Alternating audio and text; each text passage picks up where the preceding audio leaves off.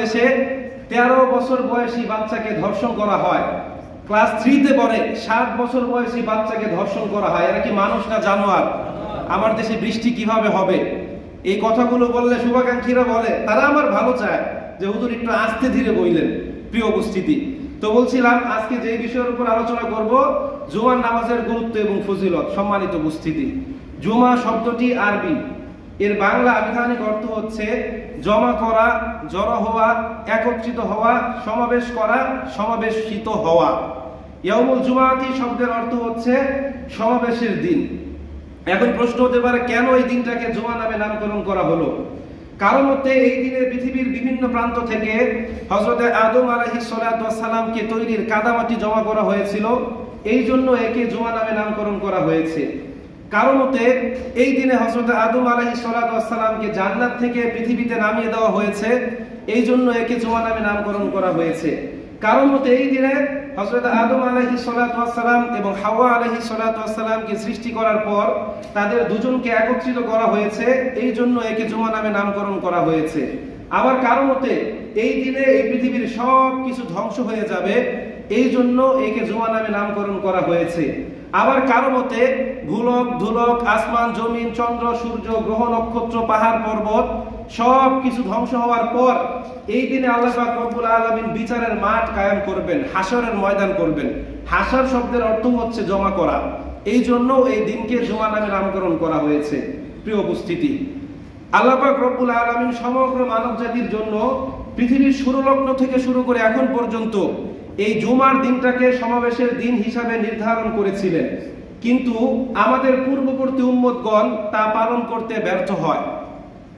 আল্লাহ পাক রব্বুল আলামিনের আদেশ লঙ্ঘন করে ইহুদিরা ইয়াউমুস সাবতি তথা শনিবার দিবসকে নিজেদের সমাবেশের দিন হিসাবে নির্ধারণ করেন।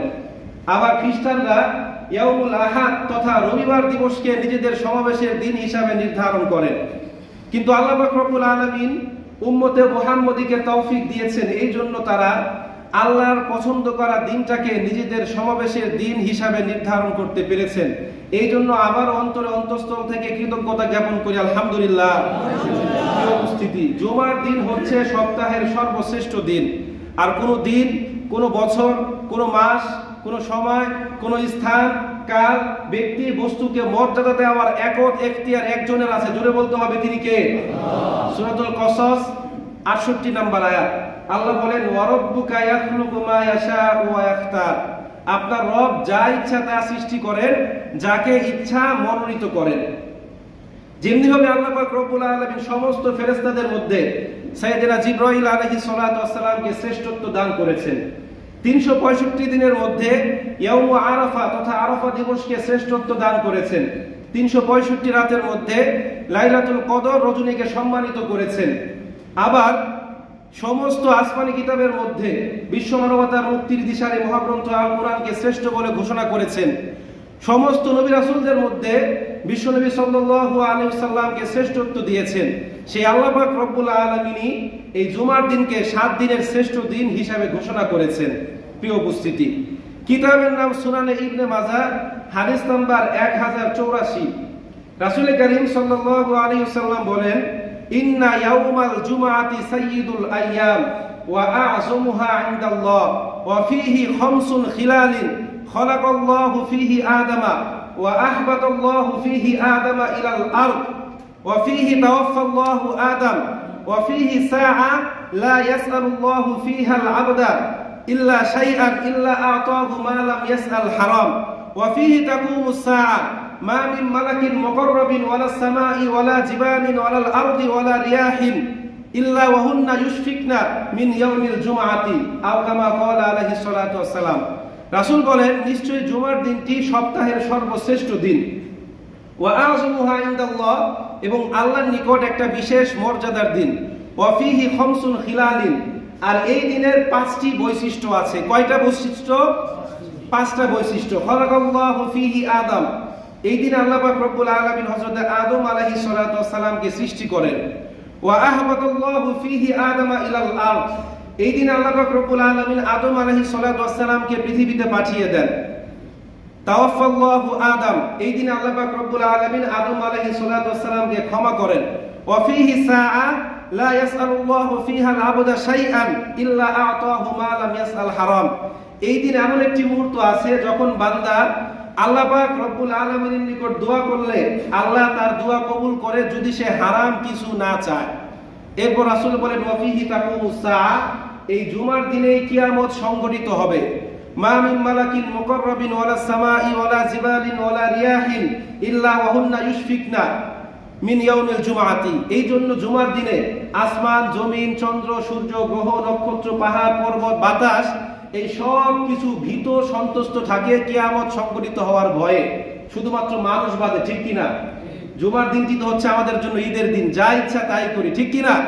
অথচ আসমান, জমিন, চন্দ্র, সূর্য, গ্রহ, নক্ষত্র, পাহাড়, পর্বত এরা ভীত সন্তুষ্ট থাকে, না জানি আল্লাহ কিয়ামত কায়েম করে দেয়। প্রিয় উপস্থিতি, আল্লাহ পাক রব্বুল আলামিন এই দিনে এমন একটি মুহূর্ত রেখেছেন যখন বান্দার দোয়াগুলোকে আল্লাহ পাক রব্বুল আলামিন কবুল করে থাকেন। এখন সেই সময়টা কখন? এই সময়টাকে আল্লাহ পাক রব্বুল আলামিন বিশেষ হিকমতের সাথে গোপন রেখেছেন। যেমনি ভাবে লাইলাতুল কদর রজনীকে আল্লাহ পাক রব্বুল আলামিন গোপন রেখেছেন। এখন প্রশ্ন হতে পারে কেন আল্লাহ পাক রব্বুল আলামিন গোপন রেখেছেন? আল্লাহ পাক রব্বুল আলামিন যদি এই সময়টাকে নির্ধারণ করে দিতেন তাহলে আমরা সারা দিন হেলায় খেলায় নষ্ট করে শুধুমাত্র ওই মুহূর্তটাই আল্লাহ পাক রব্বুল আলামিনের নিকট প্রার্থনা করতাম, ঠিক কিনা? কারণ আমরা বেশি ইবাদত বন্দেগী করতে চাই না।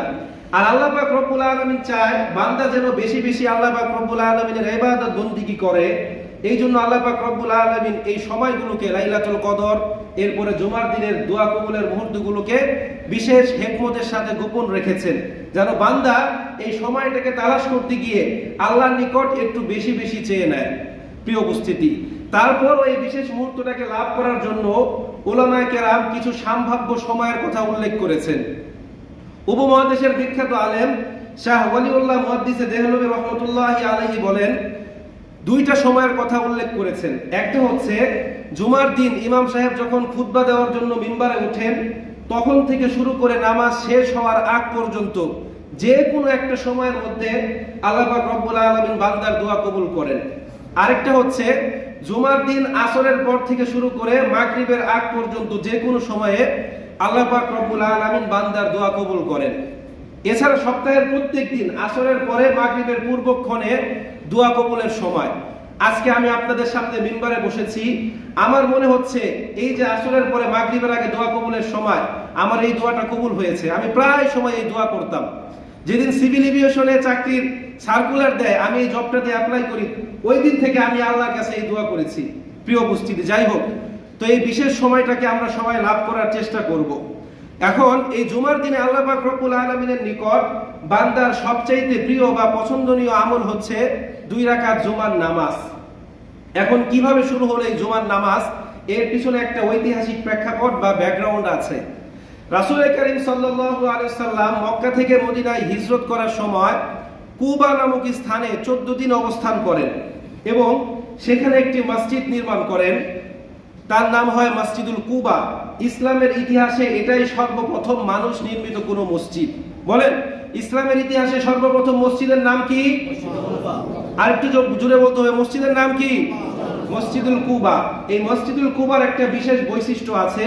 কেউ যদি এই মসজিদুল কুবায় 2 রাকাত নামাজ আদায় করে আল্লাহ পাক রব্বুল আলামিন তার আমলনামায় একটি কবুল উমরার সওয়াব দিয়ে দেয়।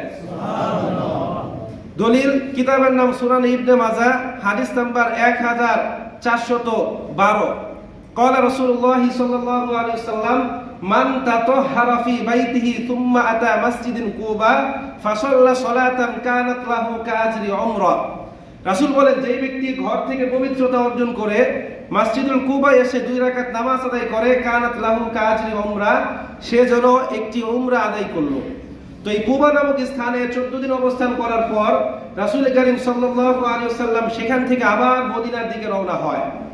ঠিক 8 কিলোমিটার উত্তর অতিক্রম করার পর বানু সালেম মহল্লায় পৌঁছলে জোহরের ওয়াক্ত হয়। আর দিনটি ছিল জুমার দিন। রাসূল কারীম সাল্লাল্লাহু আলাইহি ওয়াসাল্লাম তখন জুমার নামাজ আদায় করেন। ইসলামের ইতিহাসে এটাই প্রথম জুমা। পরবর্তীতে সেখানে একটা মসজিদ নির্মাণ করা হয় যার নাম হয় মসজিদুল জুমা। এই জুমার নামাজে রাসূল কারীম সাল্লাল্লাহু আলাইহি ওয়াসাল্লাম একটা নাতি দীর্ঘ খুতবা দেন, যা ছিল পৃথিবীর ইতিহাসে এক নজিরবিহীন ঘটনা। দীর্ঘদিন মক্কার কাফের মুশরিকদের জুলুম, নিপীড়ন, নির্যাতন, অন্যায় অত্যাচারের শিকার হওয়ার পর স্বীয় মাতৃভূমি মক্কা ত্যাগ করে রাসূল করিম সাল্লাল্লাহু আলাইহি ওয়াসাল্লাম মদিনায় হিজরত করে। এই হিজরতের পরে সর্বপ্রথম রাসূল যে বক্তৃতা দেন, এই বক্তৃতা ছিল প্রথম জুমার বা প্রথম বক্তৃতা। এই বক্তৃতায় রাসূল করিম সাল্লাল্লাহু আলাইহি ওয়াসাল্লাম মক্কাবাসীদের বিরুদ্ধে কোনো প্রকার কুৎসা রটনা করেননি এবং কোনো প্রকার তাদের বিরুদ্ধে কথাও বলেননি। বরং এই জুমার খুতবার বিষয়বস্তু ছিল আল্লাহ পাক রব্বুল আলামিনের প্রশংসা, নবুয়াত রিসালাতের দায়িত্ব, তাকওয়া এবং পরকালীন জীবনের প্রস্তুতির কথা। একবার চিন্তা করে দেখেন রাসূল করিম সাল্লাল্লাহু আলাইহি ওয়াসাল্লাম কতটা সহনশীল, কতটা ধৈর্যশীল, কতটা উদার, কতটা সফট মাইন্ডেড ব্যক্তি ছিলেন, যারা দীর্ঘ 13টি বছর রাসূল করিম সাল্লাল্লাহু আলাইহি ওয়াসাল্লামের উপর নিপীড়ন, নির্যাতনের স্টিম রুলার চালালো। একটি মুহূর্ত পর্যন্ত তাকে শান্তিতে থাকতে দেয়নি, একটি রাত পর্যন্ত তাকে আরামে ঘুমাতে দেয়নি। সেই তাদের বিরুদ্ধে রাসূল করিম সাল্লাল্লাহু আলাইহি ওয়াসাল্লাম একটা বাক্য উচ্চারণ করলেন না। এখন আমাদের ক্ষেত্রে হলে আমরা কি করতাম? যদি কোনো এলাকায় আমরা বসবাস করতাম আর ওই এলাকার মানুষজন আমার উপর নিপীড়ন, নির্যাতন করত, সেখান থেকে বের হওয়ার পর আমি প্রথম বিবৃতি দিতাম তাদের বিরুদ্ধে, ঠিক কিনা? জোরে বলতে হবে, ঠিক কিনা? কিন্তু রাসূল করিম সাল্লাল্লাহু আলাইহি ওয়াসাল্লাম কত সুমহান চরিত্রের অধিকারী ছিলেন, কেমন আদর্শের অধিকারী ছিলেন, যার আদর্শের উপর ইসলাম নামক কাঠামো প্রতিষ্ঠিত, যারা দীর্ঘ 13টি বছর তার উপর নিপীড়নের স্টিম রোলার চালালো, তাদের বিরুদ্ধে একটি শব্দ উচ্চারণ করেনি।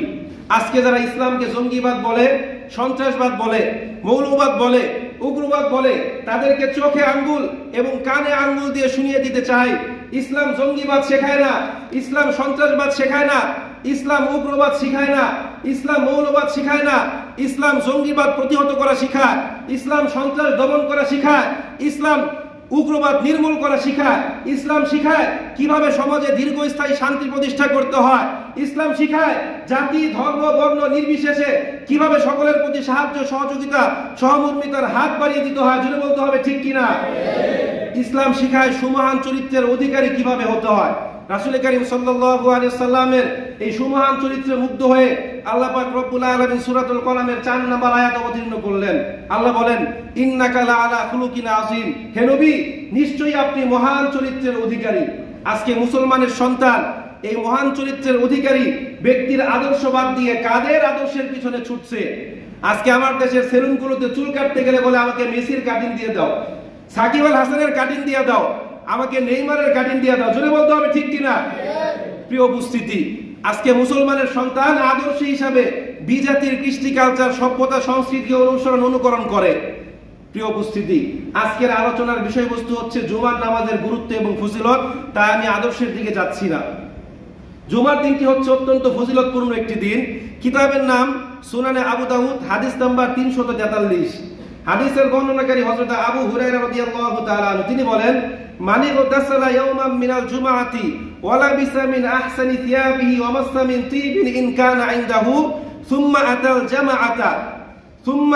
জামাআতা সুম্মা সাল্লামা কাতাবাল্লাহু লাহু সুম্মা আনশাতা ইযা খারাজা ইমামুহু হাত্তা ইয়াফরুগা মিনাস সালাত কানাত লাহু কাফারাতুল লিমা বাইনাহা ওয়া বাইনাল জুমআতি আল্লাতী ক্বাবলাহা আও কামা ক্বালা আলাইহিস সালাতু ওয়াস সালাম।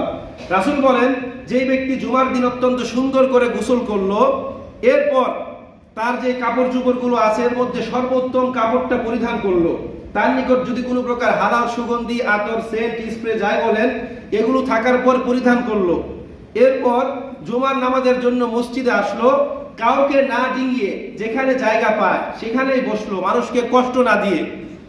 এরপর আল্লাহ পাক রব্বুল আলামিন তাকে যতটুকু তৌফিক দিয়েছেন সে নফল নামাজ আদায় করলো। ইমাম সাহেব যখন খুতবা দেওয়ার জন্য মিম্বারে উঠলো, তখন থেকে শুরু করে জুমার নামাজ শেষ হওয়ার আগ পর্যন্ত অত্যন্ত মনোযোগ সহকারে খুতবা শুনলো এবং খুশু, খুজু, বিনয়, নম্রতা, একাগ্রতা, ধ্যান খেয়ালের সাথে নামাজ আদায় করলো। রাসূল বলেন, কানাত লাহু কাফারাতুল লিমা বাইনাহা ওয়া বাইনাল জুমআতাল্লাতী ক্বাবলাহা, পূর্ববর্তী জুমা থেকে ওই জুমা পর্যন্ত সমস্ত সগীরা গুনাহকে আল্লাহ পাক রব্বুল আলামিন maaf করে দিবেন।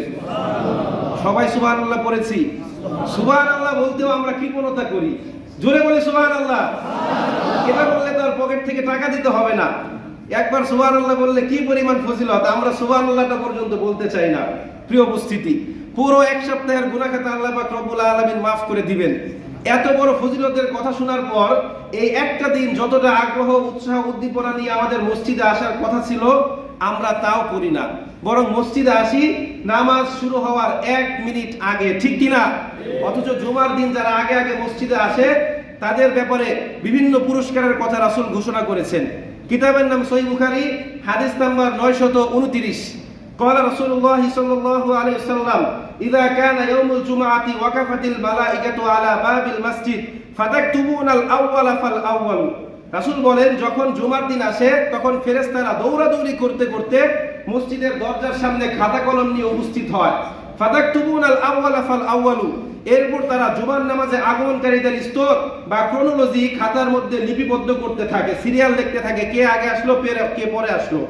এরপর রাসূল বলেন, ওয়া মাতালুল মুহাজ্জিরি কামাতালিল্লাযী ইহুদি বাদানাতান, সর্বপ্রথম যে ব্যক্তি মসজিদে আসে তার দৃষ্টান্ত ওই ব্যক্তির ন্যায় যে ব্যক্তি আল্লাহর রাস্তায় একটি উট কুরবানি করলো। সুবহানাল্লাহ। এরপর রাসূল বলেন, সুম্মা কাল্লাযী বাকরাতান, এরপর যে আসে তার দৃষ্টান্ত ওই ব্যক্তির ন্যায় যে আল্লাহর রাস্তায় একটি গরু কুরবানি করলো। সুবহানাল্লাহ। সুম্মা কাল্লাযী কাবশাতান, এরপর যে আসে তার দৃষ্টান্ত ওই ব্যক্তির ন্যায় যে আল্লাহর রাস্তায় একটি বকরি জবাই করলো। সুম্মা দাজাজাতান, এরপর যে আসে তার দৃষ্টান্ত ওই ব্যক্তির ন্যায় যে আল্লাহর রাস্তায় একটি মুরগি দান করলো। সুম্মা বাইদাতান, এরপর যে আসে তার দৃষ্টান্ত ওই ব্যক্তির ন্যায় যে আল্লাহর রাস্তায় একটি ডিম দান করলো। প্রিয় উপস্থিতি, এই হাদিসে জুমার নামাজে আগমনকারীদের স্তর বর্ণনা করা হয়েছে। এখন আমাদের কার সাধ্য আছে প্রত্যেক সপ্তাহে একটা করে উট আল্লাহর রাস্তায় কুরবানি দেওয়ার? একটা উটের দাম 22 থেকে 30 লাখ টাকা। কারো সাধ্য আছে? কেউ যদি দেয়ও তারপরও যে তার কুরবানিটা কবুল হবে কেউ বলতে পারবে?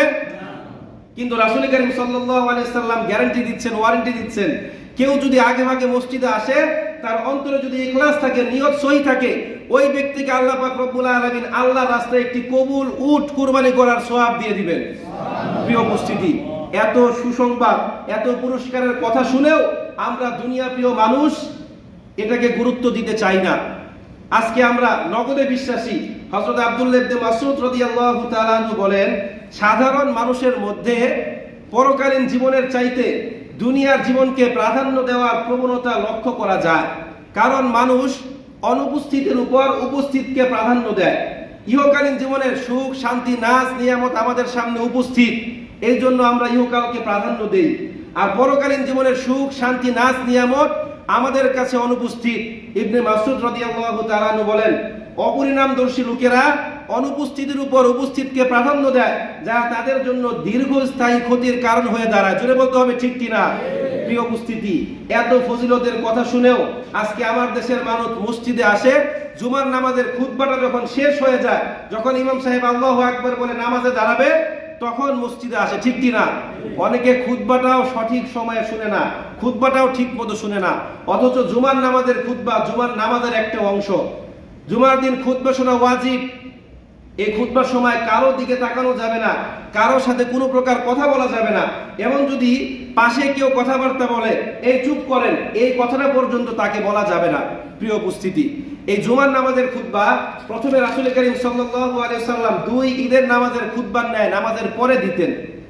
তাফসীর ইবনে কাসিরের মধ্যে বর্ণিত হয়েছে, একদিন রাসূল করিম সাল্লাল্লাহু আলাইহি সাল্লাম মসজিদে নববীতে জুমার নামাজ আদায় করার পর যখন খুতবা দিবেন, তখন একটি বাণিজ্যিক কাফেলা মদিনার উপকণ্ঠে উপনীত হয় এবং তারা ঢাক ঢোল পিটিয়ে তাদের বিজ্ঞাপন করতে থাকে।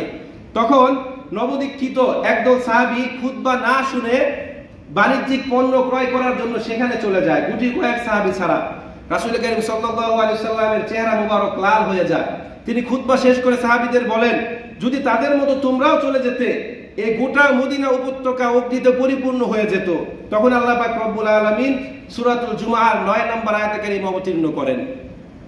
আল্লাহ রব্বুল আলামিন বলেন, ইয়া আইয়ুহাল্লাযীনা আমানু ইযা নুদিয়া লিস-সালাতি মিন ইয়াউমিল জুমআতি ফাসআউ ইলা যিকরিল্লাহ فاسعوا إلى ذكر الله وذروا البيع ذلكم خير لكم إن كنتم تعلمون। আল্লাহ বলেন, হে ঈমানদারেরা, হে বিশ্বাসীরা, তোমরা যারা বিশ্বাস স্থাপন করেছো, ইযা নুদিয়া লিস-সালাতি মিন ইয়াউমিল জুমআতি, যখন জুমার দিন জুমার নামাজের ডাকা হয়, ফাসাউ ইলা যিকরিল্লাহ, তোমরা আল্লাহর জিকিরের দিকে ধাবিত হও। ওয়াদারুল বাই, তোমাদের কেনা বেচা বন্ধ করো। যালিকুম খায়রুল লাকুম ইন কুনতুম তা'লামুন, যদি তোমরা উপলব্ধি করতে পারো তাহলে এটাই তোমাদের জন্য কল্যাণকর হবে। প্রিয় উপস্থিতি, এই আয়াতে নুদিয়া শব্দটির উৎপত্তি হয়েছে নিদা থেকে। নিদা শব্দের অর্থ হচ্ছে ডাকা। নিদা শব্দের অর্থ কি? ডাকা। এটা মূলত এখানে মেটাফোর বা রূপক অর্থে ব্যবহৃত হয়েছে। মানে মুয়াজ্জিন সাহেব যে আযান দেয়, এই আযান মানে হচ্ছে এই নুদিয়া বা নিদা। এরপর আল্লাহ বলেন ফাসআউ। ফাসআউ শব্দটির উৎপত্তি হয়েছে সা থেকে। সা ইয়াসা অর্থ হচ্ছে দৌড়ানো। এখান থেকে এসেছে সাই, আমরা যে সাফা মারওয়া সাই করি। এর মানে এই নয় যে জুমার নামাজের আযান হলে মসজিদের দিকে আমরা দৌড়ে দৌড়ে আসব। এটাও মেটাফোর বা রূপক অর্থে ব্যবহৃত হয়েছে। সহিহ বুখারী 908 নম্বর হাদিস, এখানে রাসূল করিম সাল্লাল্লাহু আলাইহি সাল্লাম মসজিদের দিকে দৌড়ে আসতে নিষেধ করেছেন। আজকে আপনি জুমার নামাজ আদায় করে বাসায় গেলেন, এরপর খেয়ে দিয়ে একটা ঘুম দিলেন। আমবাগান মসজিদে আসরের নামাজ 5টায়, আপনি 4:50 ঘুম থেকে উঠলেন, দেখলেন আর সময় নেই। এরপর আপনার বাসা হচ্ছে ই টাইপের, আপনি কোনো মতে ফ্রেশ হয়ে বাথরুম থেকে ওযু করে মসজিদের দিকে আসবেন, পাঞ্জাবিটা পরলেন, দেখলেন অলরেডি 5টা বেজে গেছে। আপনি বললেন দৌড়ে মসজিদে যাই, জামাতটা ধরার চেষ্টা করি, জামাতের সওয়াব নেওয়ার চেষ্টা করি। আপনার উদ্দেশ্য ভালো, কিন্তু আপনাকে দৌড়ে মসজিদে আসতে হবে না। আপনি আস্তে আস্তে আসেন, যদি জামাত পান তো ধরবেন, না পেলে একা একা পড়বেন। আপনার আমলনামায় জামাতের সাথে নামাজ আদায় করার সওয়াব যিনি দিয়ে দিবেন, জুড়ে বলতে হবে কে? আল্লাহ পাক রব্বুল আলামিন। এই জন্য মসজিদের দিকে কখনোই দৌড়ে আসা যাবে না। আল্লাহ বলেন, রাসূল বলেন, ইন্নাল্লাহা লা ইয়ানজুরু ইলা সুওয়ারিকুম ওয়ালাকিন্নাল্লাহা ইয়ানজুরু ইলা কুলুবিকুম। আল্লাহ তোমাদের বাহ্যিক আকার আকৃতি চাকচিক্যের দিকে তাকায় না, আল্লাহ তাকায় তোমাদের অন্তরের দিকে। আল্লাহ পাক রব্বুল আলামিন আমাদের অন্তরের অবস্থা দেখেন, যে আমি মুখ দিয়ে যা বলছি আদৌ কি আমার অন্তর তা বলছে কিনা। হুজুর আপনি খুব ভালো মানুষ, মুখ দিয়ে বলছে, আসলে কি আমার অন্তর কি এটা বলছে কিনা? প্রিয় উপস্থিতি, তো যাই হোক, এই আয়াত শোনার পর রাসূল করিম সাল্লাল্লাহু আলাইহি ওয়াসাল্লাম জুমার নামাজের খুতবা নামাজের আগে দিতে শুরু করেন, যাতে করে খুতবা থেকে কেউ বঞ্চিত না হয়। প্রিয় উপস্থিতি, কিন্তু আজকে আমার দেশে দেখবেন নামাজ 1:15-তে, অনেকে 1:10-এ বাসা থেকে বের হয়। অনেকদিন এই যে 12:45 পর্যন্ত আমাদের মসজিদের ভিতরেও ভরে না। আজকে হয়তো বা চাকরির পরীক্ষার্থী ভাইরা এসেছে, এই জন্য ভিতরটা ভরে গিয়েছে। কিন্তু আমাদের এটা থেকে বেরিয়ে আসতে হবে। জুমার নামাজের আযান হওয়ার আগে যাবতীয় দৈনন্দিন কার্যক্রম আমাদের শেষ করতে হবে, এবং আযান হওয়ার সাথে সাথে, যদি পারি তো আগে আসবো, নয়তো আযান হওয়ার সাথে সাথে আর বাড়িতে কি করা যাবে না? অবস্থান করা যাবে না। আল্লাহ পাক রব্বুল আলামিন সবাইকে তৌফিক দান করুন। প্রিয় উপস্থিতি, এই জুমার দিনের কিছু গুরুত্বপূর্ণ আমল আছে। তার মধ্যে 1 নম্বর সুন্নাত হচ্ছে জুমার দিন সূরাতুল কাহফ তেলাওয়াত করা। রাসূল করিম সাল্লাল্লাহু আলাইহি সাল্লাম বলেন, যে ব্যক্তি জুমার দিন সূরাতুল কাহফ তেলাওয়াত করে, আল্লাহ পাক রব্বুল আলামিন তার পা থেকে শুরু করে আসমান পর্যন্ত তাকে নূর দান করেন। জোরে বলি সুবহানাল্লাহ। এছাড়াও এই সূরাতুল কাহফ হচ্ছে একটি ফজিলতপূর্ণ সূরা। মিশকাতুল মাসাবি 2175 নম্বর হাদিস, রাসূল করিম সাল্লাল্লাহু আলাইহি সাল্লাম বলেন, যে ব্যক্তি এই সূরাতুল কাহফের প্রথম 10টা আয়াত মুখস্থ করবে, আন আবি দারদা রাদিয়াল্লাহু তাআলা আনহু قال أن النبي صلى الله عليه وسلم من حفظ 10 آيات من آيات سورة الكهف عصم له من الدجال। আল্লাহ পাক রব্বুল আলামিন ওই ব্যক্তিকে দাজ্জালের ফিতনা থেকে হেফাজত করবেন। জোরে বলি সুবহানাল্লাহ। এই জন্য সূরাতুল কাহফের প্রথম 10টা আয়াত আমরা সবাই মুখস্থ করার চেষ্টা করব। এই দিনের 2 নম্বর সুন্নাত হচ্ছে শরীরের বিভিন্ন স্থানের চুল, হাতের নখ এগুলো কাটা। আমরা সবাই চেষ্টা করব জুমার দিনে আমলটা করতে, তাহলে আমাদের আমলনামায় সুন্নতের সওয়াব হয়ে যাবে। 3 নম্বর হচ্ছে জুমার সালাতে যাওয়ার আগে গোসল করা। স্বাভাবিকভাবে গোসল করা মুস্তাহাব, কিন্তু জুমার দিন জুমার নামাজের জন্য গোসল করা কি সুন্নাত। সপ্তাহে একবার যদি আপনি মৃত্যুর আগ পর্যন্ত একটা সুন্নত পালন করেন, হয়তো এই সুন্নতের উসিলা আল্লাহ পাক রব্বুল আলামিন আমাদেরকে maaf করতে পারেন, ঠিক কি না? আল্লাহ পাক রব্বুল আলামিন শুধু উসিলা করবেন কিভাবে আমার বান্দাকে maaf করা যায়। প্রিয় উপস্থিতি, 4 নম্বর হচ্ছে জুমার নামাজের দিন আসরের নামাজের পর, জুমার দিন আসরের নামাজের পর বিশেষ একটা দুরূদ শরীফ পাঠ করা। এটা অনেক ফজিলত। কিতাবের নাম সুনান আবু দাউদ, হাদিস নাম্বার 1047। রাসূল করিম সাল্লাল্লাহু আলাইহি সাল্লাম বলেন, জুমার দিনটি হচ্ছে সপ্তাহের শ্রেষ্ঠ দিন, সুতরাং এই দিন তোমরা বেশি বেশি আমার প্রতি দুরূদ করো, কারণ তোমাদের দুরূদ আমার নিকট উপস্থাপন করা হয়। এই জন্য আমরা চেষ্টা করব। প্রিয় উপস্থিতি, আল্লাহ পাক রব্বুল আলামিন এবং তার প্রিয় হাবিব এতগুলো সতর্কতা অবলম্বন করার পর কেউ যদি জুমার নামাজে উপস্থিত না হয়, তার কি পরিণতি, তার কি হয়, এটা কি আমাদের জানার দরকার আছে না নাই? আমাদের ফজিলতের কথা যেমন জানা উচিত, শাস্তির কথাও জানা উচিত, ঠিক কিনা? প্রিয় উপস্থিতি, সূরাতুল জুমা 9 নম্বর আয়াতে আল্লাহ বলেন ফাসাউ ইলা যিকরিল্লাহ, যখন জুমার নামাজের জন্য আহ্বান করা হয় তখন তোমরা সব কার্যক্রম ফেলে আল্লাহর জিকিরের দিকে ধাবিত হও। এখন কেউ যদি এই আদেশ লঙ্ঘন করে, কেউ যদি জুমার আযান হওয়ার পর জুমার দিন মসজিদে না আসে, তার কি হবে? হাদিসে রাসূল করিম সাল্লাল্লাহু আলাইহি সাল্লাম বলেন, কোন ব্যক্তি যদি ইচ্ছাকৃতভাবে একাধারে 3 জুমা ত্যাগ করে, আল্লাহ পাক রব্বুল আলামিন তার অন্তরের মধ্যে মোহর রেখে দেন। অন্য হাদিসে রাসূল করিম সাল্লাল্লাহু আলাইহি সাল্লাম বলেন, ইবনে আব্বাস রাদিয়াল্লাহু তাআলা হতে বর্ণিত, কোন ব্যক্তি যদি একসাথে 3টা জুমা ত্যাগ করে, সে যেন ইসলামকে উঠিয়ে তার পেছনের দিকে নিক্ষেপ করলো। কোনো কিছুকে পেছনের দিকে নিক্ষেপ করা মানে কি? এটা আমার কাছে ভালো লাগে না, ঠিক কিনা? আমি এটা মানি না, ঠিক কিনা? পেছনে নিক্ষেপ করা মানে অর্থ হচ্ছে এটা আমার কাছে ভালো লাগে না, আমি এটা মানি না, আমি নতুন কিছু গ্রহণ করব, ঠিক কিনা? প্রিয় উপস্থিতি, শুধুমাত্র 4 শ্রেণীর মানুষ ব্যতীত জুমার দিন কারো জন্য ঘরে বসে জোহরের নামাজ আদায় করা জায়েজ নেই। অবশ্যই জুমার দিন যদি আপনি এই 4 ক্যাটাগরির মানুষের মধ্যে না পড়েন, আপনাকে মসজিদে এসে জুমার নামাজ আদায় করতে হবে, এটা আপনার জন্য ফরজ। কারা সেই 4 শ্রেণীর মানুষ? এক শ্রেণী হচ্ছে নাবালক এবং অসুস্থ, তাদের উপর জুমার নামাজ ফরজ নয়। এরপর হচ্ছে মহিলাদের উপর কি নেই? জুমার নামাজ ফরজ নয়। এরপর হচ্ছে অসুস্থ ব্যক্তি এবং মুসাফির, এদের উপর জুমার নামাজ ফরজ নয়। আপনি যদি এই 4টা ক্যাটাগরির মধ্যে পড়েন, তাহলে আপনি চাইলে জোহরের নামাজ আদায় করতে পারেন, তবে মসজিদে আসলে কোনো সমস্যা নেই, আল্লাহ পাক রব্বুল আলামিন আপনাকে সওয়াব দিয়ে দিবেন। আল্লাহ পাক রব্বুল আলামিন আমাদের সবাইকে জুমার দিন শুরুতে আগে মসজিদে এসে একটা উট আল্লাহর রাস্তায় কুরবানি করলে যেই সওয়াব, এই সওয়াব পাওয়ার মতো